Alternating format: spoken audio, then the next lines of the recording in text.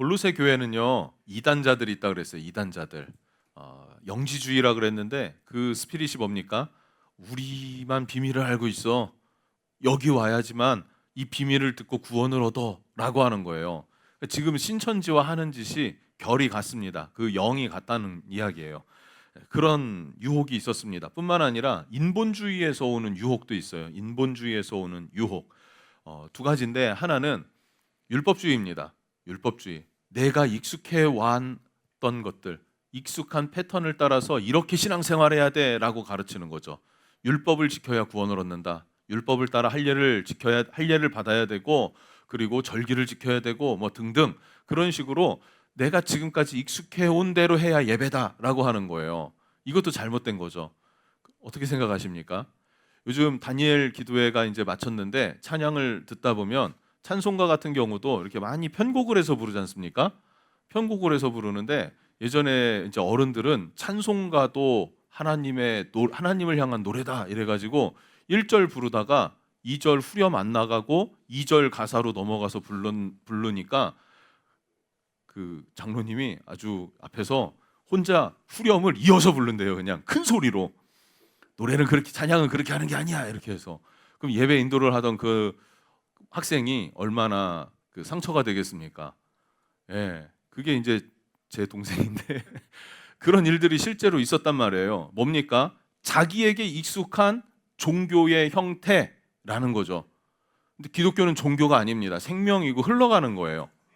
찬양보다 중요한 게 뭡니까? 그 중심이 아닙니까? 우리 마음의 중심을 올려드리는 것, 그 어떤 형식과 틀에 갇혀져 있는 것, 이거 잘못된 거라는 거죠. 형식과 틀이 잘못된 건 아닙니다. 형식은 중요하고 틀은 중요합니다.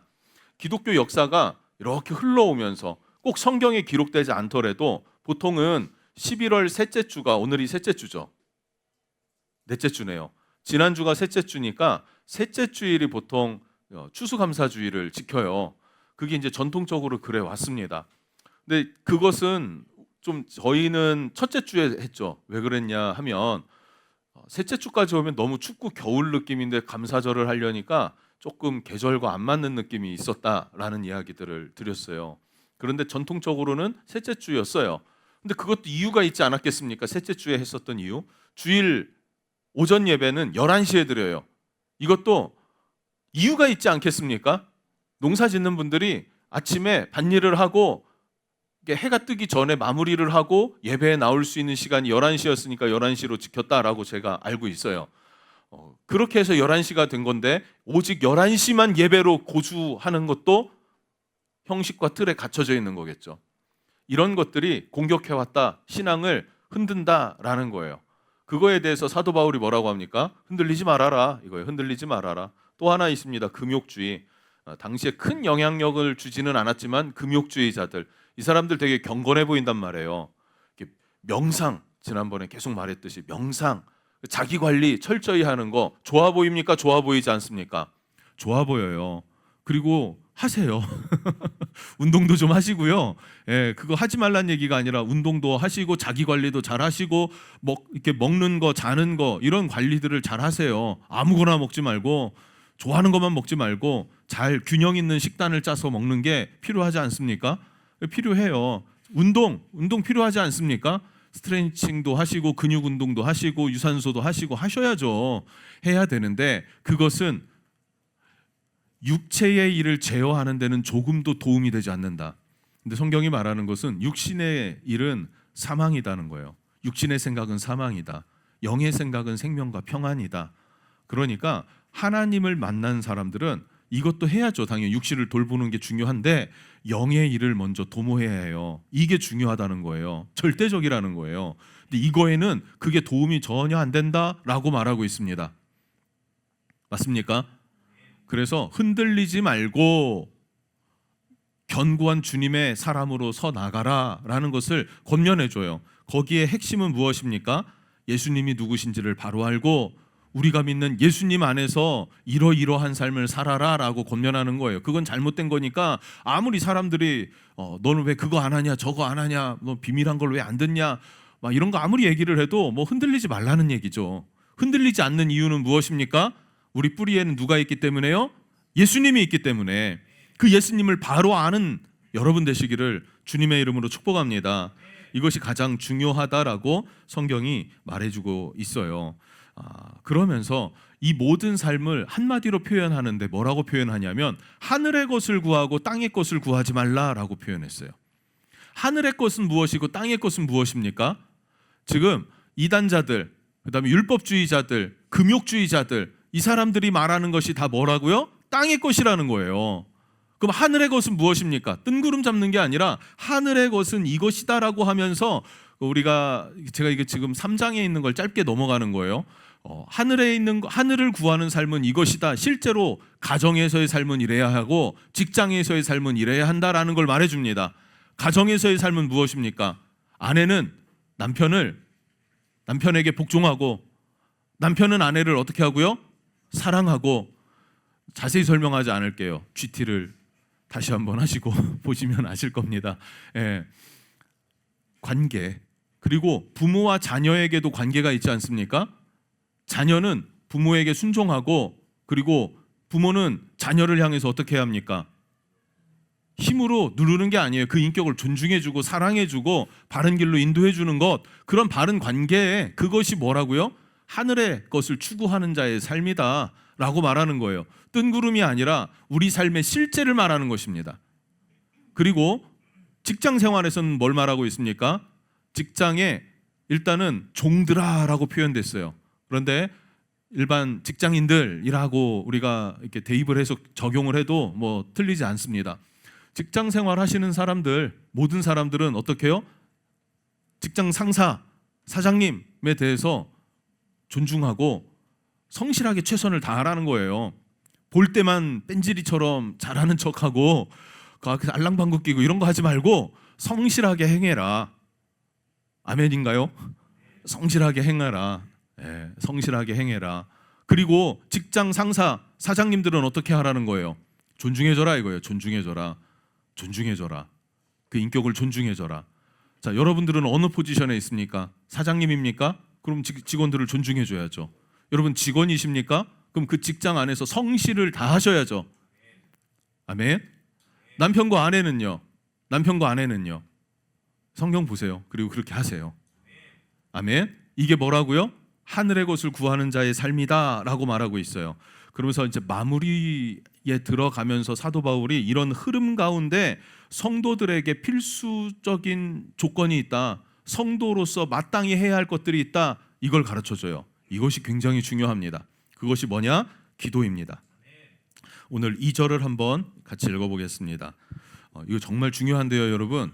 골로새서를 읽으면서 저는 이게 굉장한 레마의 말씀으로 왔어요. 그래서 여러분 잘 귀 기울여 듣고 또 은혜가 되기를 축복합니다.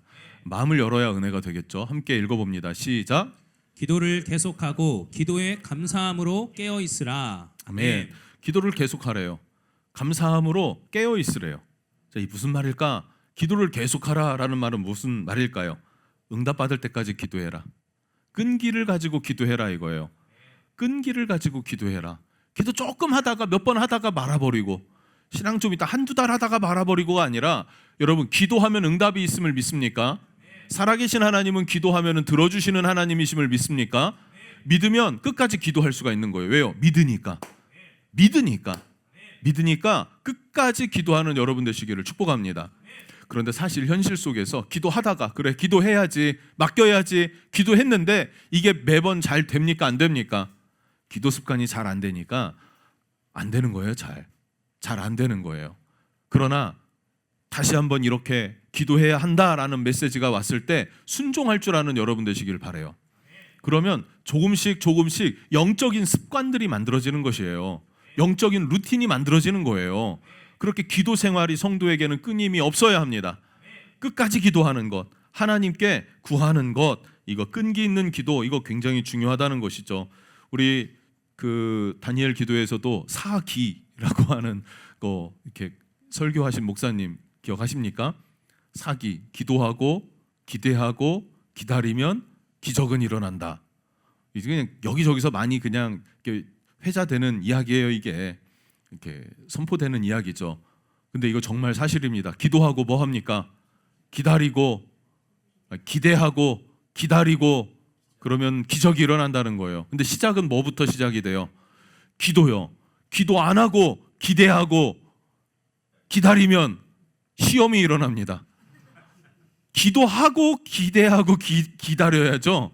기도 안 하고 그 기도한다는 건 뭐냐면요. 항상 기도하잖아요. 기도를 계속하래잖아요. 몇 번 기도했는데요. 내가 일주일 동안 기도했는데요. 한 달 동안 기도했는데요. 응답이 없어요가 아니라 계속 기도하라는 거예요. 계속. 기도하고 기다리고 기대하면 기대하고 기다리면 헷갈려. 기적은 일어난다. 할렐루야. 중요한 거죠. 그리고 감사함으로 깨어 있으라는 말은 무슨 말일까요? 감사함으로 깨어 있으라.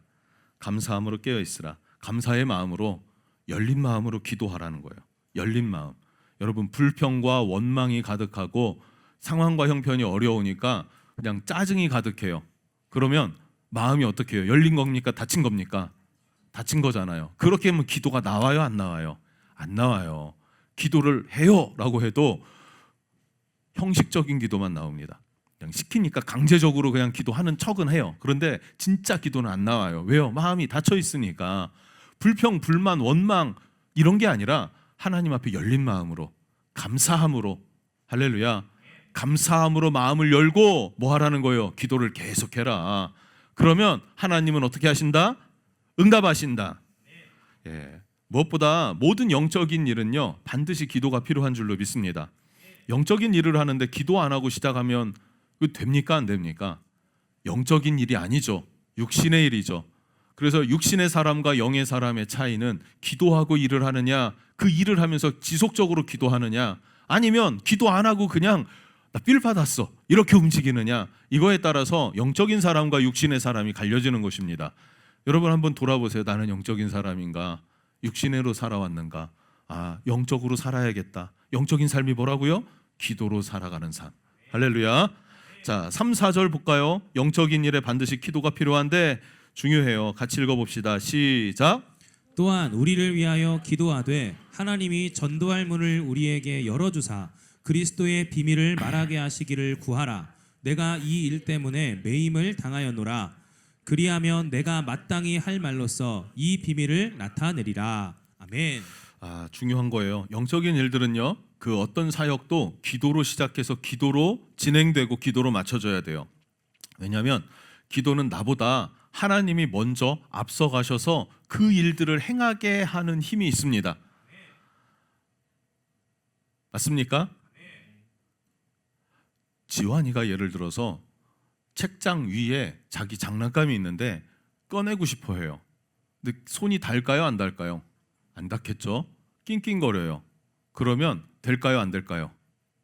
꺼내서 쓸 수 있어요? 없어요? 못 쓰잖아요. 아빠한테 얘기해. 아빠 저거 좀 꺼내줘요. 그럼 아빠가 어떻게 할까요?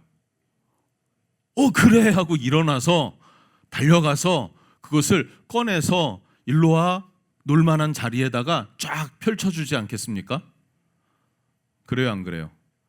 그러나요, 안 그러나요? 그러죠? 귀찮아 이럽니까? 아니죠? 예, 그렇게 한단 말이에요. 우리가 하나님 앞에 기도하면 하나님께서 우리가 해야 할 일들을 앞서가서 행하십니다. 그리고 준비하시고 예비하시는 분이 하나님이시라는 거예요. 이때 나온 단어가 여호와 이레, 예비하시는 하나님 아닙니까?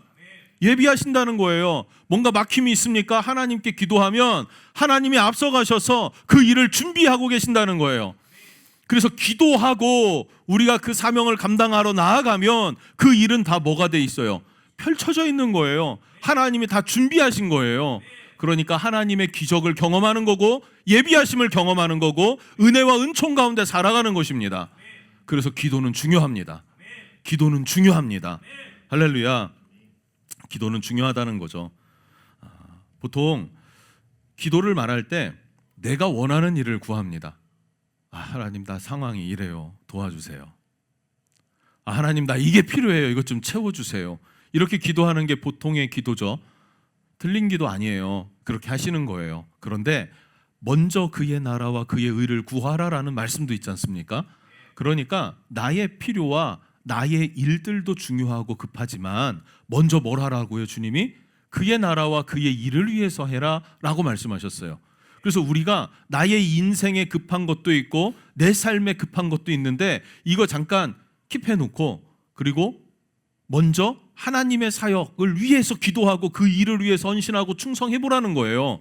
그때 뭐 한다고요? 하나님께서 이 모든 것을 내 삶의 형편과 처지를 아시는 주님께서 그 주의 일을 감당할 때 그 일도 이루실 뿐만 아니라 우리의 삶도 이루어 주시리라, 더하여 주시리라 라고 약속하셨어요. 이 약속의 말씀을 믿고 기도하며 무엇을 먼저 하라는 거예요? 하나님의 일을 먼저 하라는 거예요. 그럼 하나님의 일을 어떤 걸 먼저 하라고 하는가? 그것이 뭐라고요? 오늘 3절에 뭐라고 해요? 우리를 위하여 기도하라는 거예요. 하나님이 전도할 문을 우리에게 열어주사. 따라해 보겠습니다. 전도할 문을 우리에게 열어주사. 전도할 문을 우리에게 열어주사. 예, 그리스도의 비밀을 말하게 하시기를 구하라. 그리스도의 비밀을 말하게 하시기를 구하라. 예, 전도를 위해 기도하라고 합니다. 전도를 위해 기도하라. 전도의 문을 열어주시고 그리스도의 비밀을 말하게 해주십시오. 이게 성도가 기도해야 할 첫 번째다라고 말해주고 있어요. 할렐루야. 너무나 중요해요. 지금 바울이 왜 갇혀 있습니까? 감옥에. 전도하다가, 복음 전하다가 감옥에 갇혀 있어요. 그런데 그 바울이 뭐라고 합니까? 나를 위해 기도하되 전도의 문을 열어달라고 기도해라. 그리고 그 전도의 문이 열려서 전도할 기회가 생겼을 때 복음의 비밀을 담대히 말할 수 있도록 기도해달라는 거예요. 이것 때문에 감옥에 갇힌 바울이 이것을 위해서 기도해달라고 합니다. 왜냐하면 교회의 사명은 복음 전파회이기 때문에. 이게 1번이에요. 이게 첫 번째 도리라고요. 교회는 복음을 전하는 곳입니다. 아멘. 복음 전파. 매우 중요하다는 것. 예수님도 제자들을 불러서 3년 동안 동거하셨어요. 같이 다니고 같이 먹고 같이 자고 같은 일들을 행하면서 그때그때마다 가르치시며 무엇을 합니까? 제자화를 이루셨습니다. 왜 3년 동안 제자들과 동행했습니까? 마지막 예수님이 부활 승천하시면서 그들에게 맡겨주신 사명이 무엇입니까? 너희는 가서 모든 민족을 제자로 삼아라.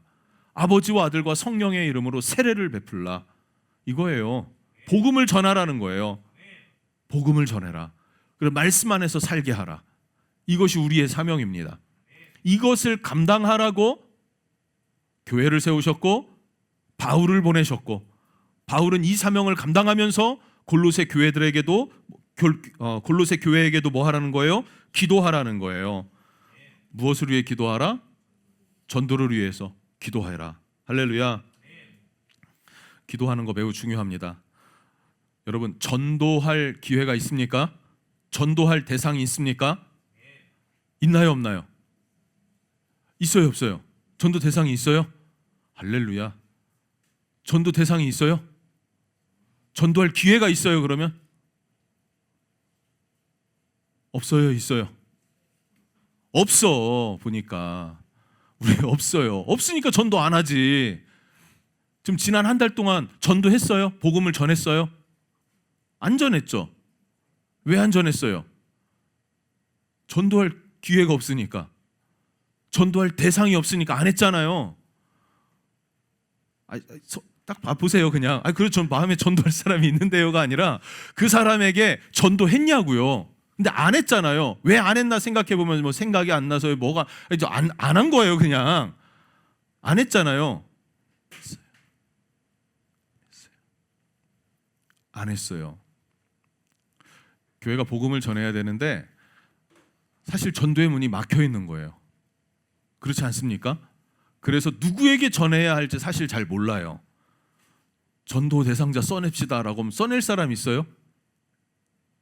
진짜 전도할 사람, 써낼 사람이 있냐고요. 자, 근데 왜 전하질 않아요? 뭔가가 막혀 있는 거죠. 어떤 사람은요, 전도할 사람이 아예 없는 사람도 있어요. 어떤 사람은요, 전도할 사람은 있는데 전도할 기회가 없는 사람이 있어요.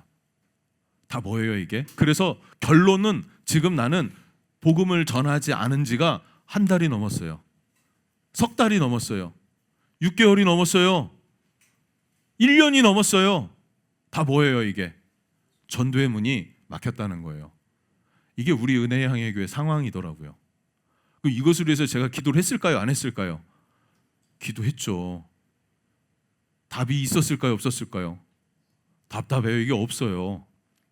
코로나 지나고 전도가 끊기니까 영적인 힘이 스르르 풀어지더라고요. 예배도 이 예배가 참 한 주 한 주가 힘겨웠고 교제도 단절됐고, 근데 교제가 풀렸어요. 예배가 좋아지고 있어요. 그러면 다시 회복되고 있죠. 그럼 가장 핵심적인 동력 엔진이 뭐라고요? 복음 전도라고요. 전도. 교회의 본질이 뭐라고요? 전도라고요. 교회가 있는 이유, 존재의 이유가 뭡니까? 전도예요. 그거 말고 말할 게 있으면 말해보세요.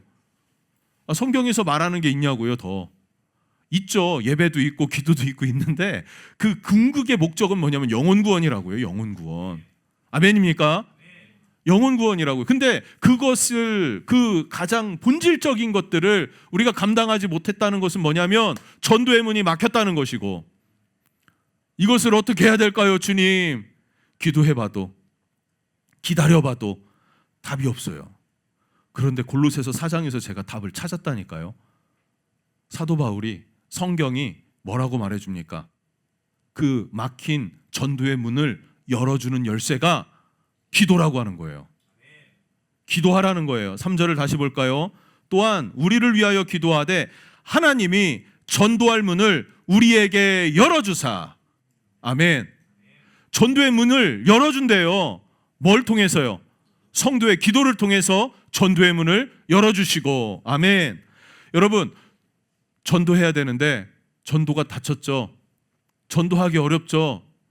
동생한테 다시 이야기를 해야 되는데 그냥 이야기를 하는 게 참 안 먹힐 것 같으니까 기회를 보는 거잖아. 그게 뭐예요? 전도의 문이 막힌 거예요. 혹은 그리스도의 비밀을 말하게 할 타이밍이 없는 거예요. 그러니까 전도가 막힌 거죠, 당연히. 그때 뭐라고요? 우리를 위하여 기도하되 하나님이 전도의 문을 열어주사 그리스도에 대한 비밀을 말하게 하시고. 그러니까 기도할 때 하나님께서 무엇을 열어주신다? 앞서가셔서 전도의 문을 열어주신다. 전도의 문을 열어주시고 전도의 기회를 주실 때 뭘 할 수 있다? 비밀을 말할 수 있다라는 거예요. 근데 누구에 대한 비밀입니까? 주식 이런 거 아니에요. 그리스도의 비밀이에요. 예수가 메시아가 되심을 말할 수 있다라는 거예요. 예수님이 너의 인생의 구원자가 될 수 있다라는 것을 말할 수 있다는 거예요. 예수님이 네 인생의 문제를 해결해 주실 수 있는 유일한 분이시다라는 걸 말할 수 있다는 거예요.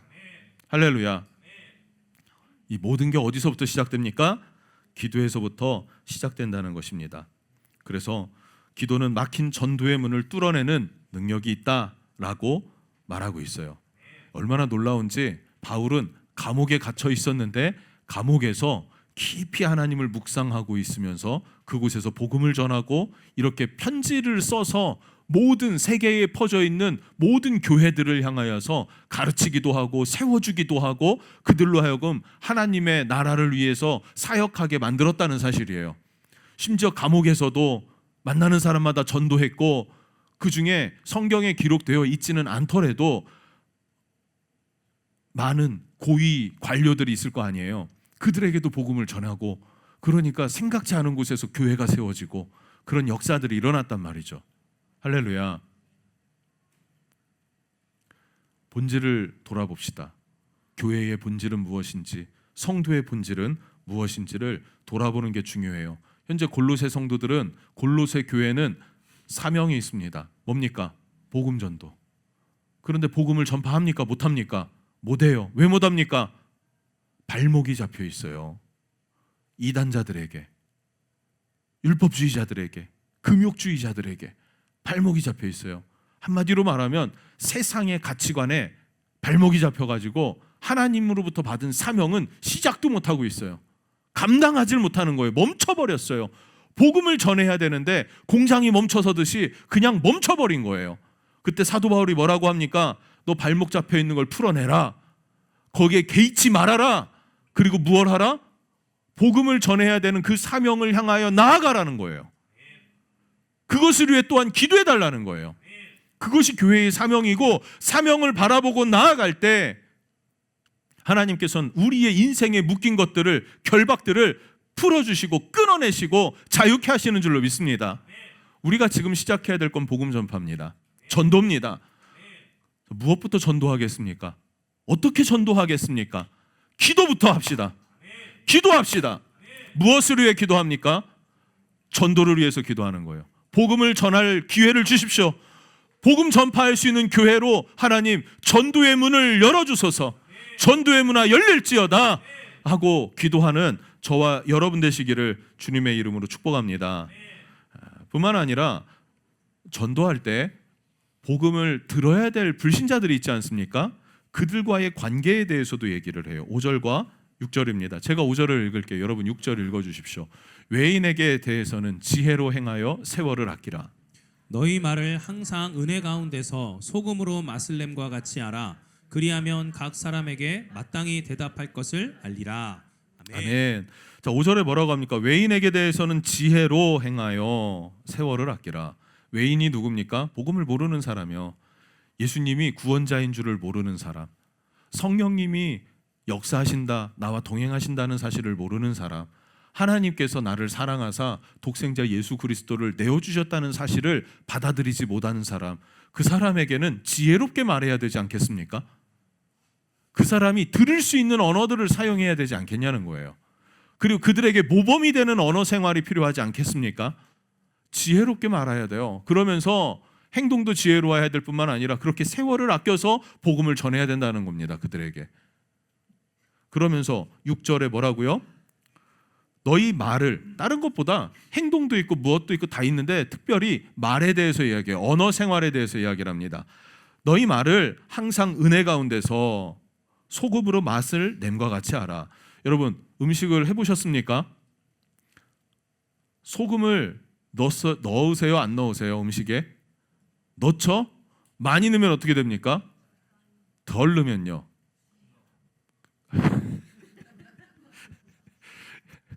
예, 많이 넣으면요 짜서 못 먹고요. 덜 넣으면요 싱거워서 맛이 없어요. 그래서 어떻게 넣어야 돼요? 적당히 넣어야 돼요. 그렇게 대화하라는 거예요. 그렇게 언어 생활을 가지라는 거예요. 긍정적이게, 축복에, 살리는. 할렐루야. 아이 참 너 센스 없다. 어머 머리를 왜 이렇게 잘랐어? 이런 얘기 하지 말고 좋은 걸 찾아주란 얘기예요. 좋은 걸. 할렐루야. 우리 옆 사람하고 한번 좋은 거 찾아서 격려해 줘 보세요. 축복해 줘 보세요. 앞뒤 사람도 괜찮습니다. 좀 좋은 거, 이쁜 거, 칭찬받을 만한 거 한번 다 한 번씩 해보세요. 예, 지혜로운 말. 이런 거 있죠. 오늘 뭐 여자들 화장이 잘 안 됐는데 그게 오늘 스트레스인데 시간이 급해서 막 나왔어. 근데 옆에 사람이 어머 화장이 참 아주 멋지게 잘 됐네요. 이러면은 한 방 먹이는 거죠 이게. 그죠? 그 뭐라고요? 소금으로 맛을 낸 것 같은데 소금을 너무 많이 친 거예요. 그러면 안 된다는 거죠. 적절한 칭찬, 아무나 그냥 붙잡히는 대로 그냥 내던지지 말고 그 사람에 대해서 바라보라는 거예요. 아, 어떻다라는 것들을 생각해 보라는 거예요. 그리고 격려해 주라는 거예요. 칭찬해 주라는 거예요. 누구에게요?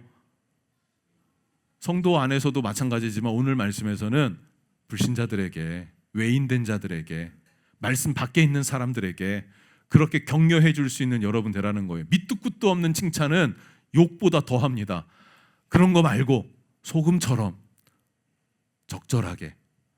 근데 가장 중요한 게 뭐라고요? 지금 여기 말씀에서는 행동도 중요하지만 언어 생활에 대해서 말하고 있어요.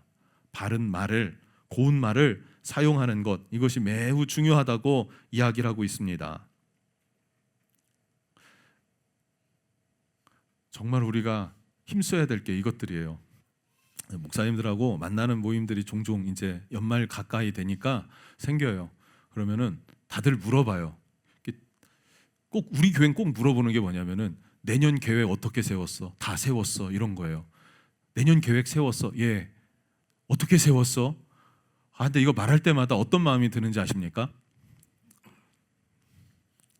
목사님, 근데 그게 중요한 게 아니에요. 우리 교회는요, 전도가 중요해요.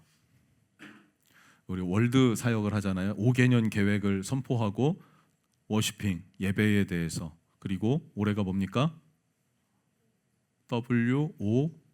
WORLD 오이코스 처치. 올해 거 벌써 까먹었습니까? 소그룹 중요하다 그랬어요. 소그룹. 예, 소그룹 중요해요. 소그룹. 내년은 뭘까요? R이죠. 리칭 아웃. 손을 내밀어 주는 것. 봉사하고 섬겨 주는 거. 이거가 이제 내년이에요. 그러니까 거기에 대한 것들을 짠단 말이에요. 그런데 이거 그다음은 뭘까요? 네 번째는 L. 라이프 기빙. 생명을 준다. 전도와 선교. 다섯 번째 디사이플 D죠. 디사이플 처치. 제자 훈련한다는 거예요. 이 다섯 개인데 지금 이게 중요한 게 아니에요. 우리는 전도가 필요해요. 전도가 중요해요. 전도가 돼서 사람이 세워야 그 중에 예배자를 세워요. 그 중에 봉사할 사람들을 세워요. 봉사를 할 때도 뭐가 필요하냐? 내년이 뭐라고요? 봉사 섬김 이런 것들이라고요. 그러면 뭐가 필요해요? 봉사하고 섬겨주려면요. 이 지역에는 어려운 분들이 있을까요? 없을까요? 있단 말이에요. 반찬 같은 거 봉사 많이 하더라고요. 어린 아이들이 그냥 부모님이 뭐 이렇게 맞벌이를 하거나 아니면 가정 상황상 혼자 떠돌아다니는 어린 아이들도 초등학생들이 있단 말이에요. 그럼 그들을 돕는 것들도 필요하죠. 뭐가 필요하냐는 거예요. 재정이 필요하고 사람 인력이 필요해요. 인력과 사람은 어디서 나옵니까? 우리가 하자고 계획을 세워보니까 계획을 세울수록 전도사님하고 나만 죽을 것 같아. 그래서 이거는 좀 취지에 어긋난다. 그렇다고 어거지로 여러분들 막 나와라 이거 해라 저거 합시다 막 이렇게 할 수 있습니까? 그것도 사실 좀 어려워요. 그런데 사람들이 더 많아지면요, 그 가운데 헌신하고 봉사하려는 그 마음이 있는 사람들이 있단 말이에요. 사람이 필요하다는 거예요. 우선은 예배팀을 세우려고 하면요, 기도 이것도 너무 중요하죠. 매연 말쯤 가을쯤 되면 고민하는 게 이사 한번 하고 싶다 이거예요. 이사 한번 하고 싶다. 이번에도 그 고민을 정말 오래 했고 정말로 깊게 기도하면서 고민했어요. 그리고 진짜 한번 이렇게 그림을 그려봤어요. 그랬더니 그림이 나오더라고요. 할 수 있을 것 같더라고요. 그런데 포기해야 될 게 있는데 그게 뭐냐면 새벽 기도와 금요 기도회 이런 것들이에요. 기도가 약해졌는데 이마저도 못하게 되면 어떻게 되지? 그거는 놓칠 수 없는 거구나라는 마음의 결론을 내리고 잊기로 했어요. 잊기로 했어요. 그리고 나서 계획한 게 이제 뭐 새벽 기도는 뭐 쭉 할 건데 한 달에 한 번이라도 금요 기도회를 다시 해야겠다. 금요 기도회를 베델 기도회로 했었더니 새벽에 기도하시는 분들만 딱 나와서 하게 되니까 뭐 이게 뭐 플러스 되는 어떤 동력들이 잘 안 생기는 거예요.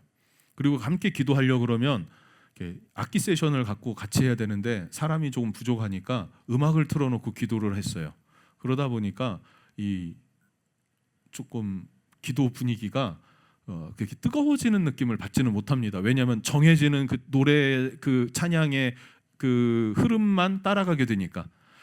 그래서 드러머를 한 명 섭외를 해가지고 민기 집사가 일 때문에 못 오는 때가 많으니까 해서 한번 하면 좋겠다. 그리고 한 달에 한 번이니까 저녁에 성도분들이 서너 명만 더 와서라도 기존 숫자에 서너 명만 더 와서라도 했으면 좋겠다 이 생각을 하고 결정을 하고 이제 준비를 하는데, 근데 그 시작점이 한 3월쯤으로부터 시작을 해야겠다라고 생각을 했는데 건반이 출산을 해야 돼요. 그때쯤이면 준비하고 출산하고 또 출산하면은 저 아이 낳았어요 하고 바로 올 수 있는 게 아니잖아요.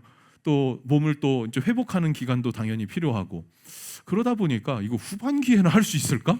이렇게 또 되는 거예요. 계속 미뤄질 수는 없잖아요. 그래서 더더욱 필요한 게 뭡니까? 인력이 필요해요. 인력은 어디서 옵니까? 전도해야 된다고요. 방문자가 우리 교회 오기를 원합니까? 그러면 우리 다 집 팔고 건물 하나 집시다. 그러면은 와요. 작아도 자기 건물이 있으면 오더라고요. 그런데 그렇게 해서 오는 성도들도 중요하지만 그 성도들은 우리 교회 안 와도 다른 데로도 갈 거 아니에요. 정말 중요한 거는 우리가 나와서 기릅시다. 입양도 중요한데 머리 다 커가지고 입양하는 거 20살 넘었는데 입양이 됩니까? 떠돌아다니는 성들은 다 그런 성도들이에요.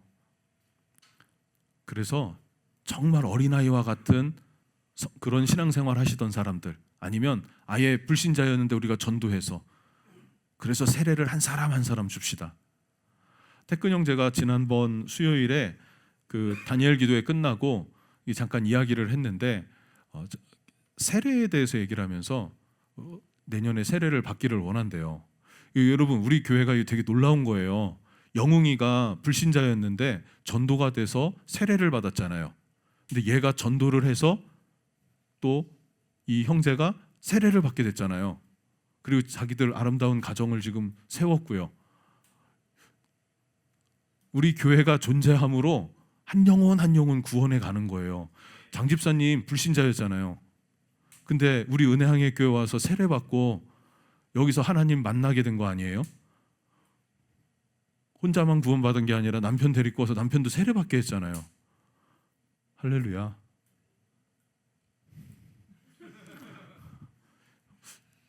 이 교회가 존재해서 영혼들을 하나씩 구원해내고 건져내는 거 아니냐고요. 이거 하라고 하나님 우리 모이게 하신 거라고 생각합니다. 이거 잘 감당해야 되는데 앞으로 더 멋지게 감당하기를 원하는데 그러려면 우리에게 필요한 건 전도입니다. 근데 전도가 쉽냐고요. 생각보다 어렵더라고요. 그래서 전도의 문을 열어달라고 하나님이 우리가 전도할 때 앞서가서 그 길을 만드시고 상황과 여건들을 만들어 주실 것을 기도합시다. 전도의 문을 열어달라고 기도합시다. 그러면 한 영혼 한 영혼 일어날 것입니다. 반드시 일어날 것입니다. 그럼 우리 교회가 세워진 지가 1, 2년 됐습니까? 11주년을 바라보고 있어요. 이 말이 11주년이지 이 설립 예배 드리기 전 10개월 동안 또 우리 모여서 예배했던 그런 과정들이 있고요. 그래서 저력 있는 준비된 교회예요. 준비된 교회가 전도의 문만 딱 열리면 어떻게 될까요? 하나님께서 큰 은혜를 주실 거고 우리를 통해서 하나님의 살아계심과 이 시대에 하나님의 교회는 이러한 교회이다라는 것을 하나님 보이기를 원하실 거예요. 그것에 힘쓸 수 있는 저와 여러분 되었으면 좋겠습니다. 예배팀 나오시죠. 오늘 말씀은 굉장히 심플해요. 전도의 문이 우리 교회에 막혀 있어요. 오랫동안 기도했는데 드디어 하나님이 답을 주셨습니다. 그 답은요? 기도예요. 이거예요. 기도는 막힌 문을 여는 힘이 있습니다. 그렇게 전도해 가십시다. 기도해 가십시다.